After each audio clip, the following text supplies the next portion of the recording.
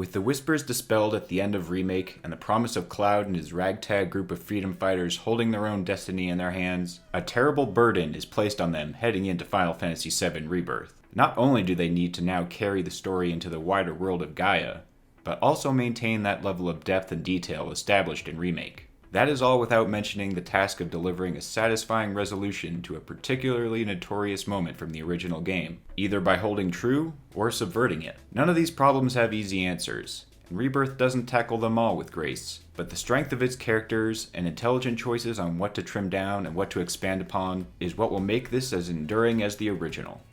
Rebirth has the benefit of a major event looming in the distance to cap off this middle chapter, but still has to make the journey to whatever conclusion awaits compelling. That's a tricky situation for a game to navigate, yet Rebirth knows its strength and plays to them with precision. No step of the journey comes without a deeper understanding of at least one character. As optimistic and eager as they may seem, each one has their own internal battles to fight, and the way they bleed into their words and actions feels genuine and honest.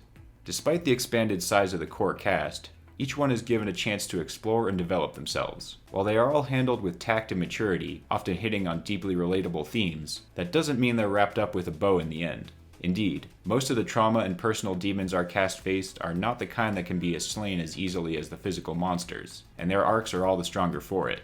As many of the greatest middle chapters are, Rebirth is the most dire. Hope is at an all-time low on a personal and global scale, with Cloud fighting to find his identity while haunted by the deceiving voice of Sephiroth, and the world itself thrashing back against the forces draining it of life. Seeing this group of charming yet flawed individuals form unshakable bonds in the face of such overwhelming circumstances is as inspiring as it is gripping.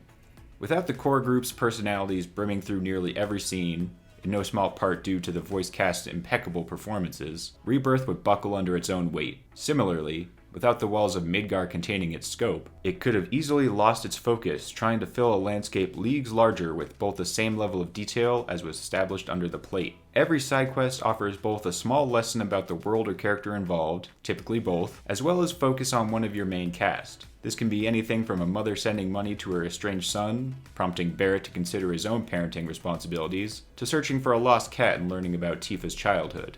Unfortunately, side quests are not enough to fill the hubs as vast as Rebirth's. What does end up populating your maps are serviceable tasks. Activating towers, fighting enemies with a specific requirement, small memory challenges, that all contribute to a larger total and a few small rewards. What little novelty there is in doing some checklist-style activities in the world of Rebirth wears off very quickly. This is only exacerbated by the sheer amount in which the game repeats them, and never adds anything new. By the third or fourth hub with identical activities, I had no desire to engage with them in the slightest. Minigames are back in full force for Rebirth. While not quite on the same level as something like Dondoko Island from Infinite Wealth, games like Queen's Blood and Chocobo Racing are deep enough to delay your quest for a few dozen hours if you choose. It's a surprising amount of variety, but all are completely optional as well if nothing strikes your fancy. Combat is the least changed part of the formula between Remake and Rebirth, and by no means is that a negative.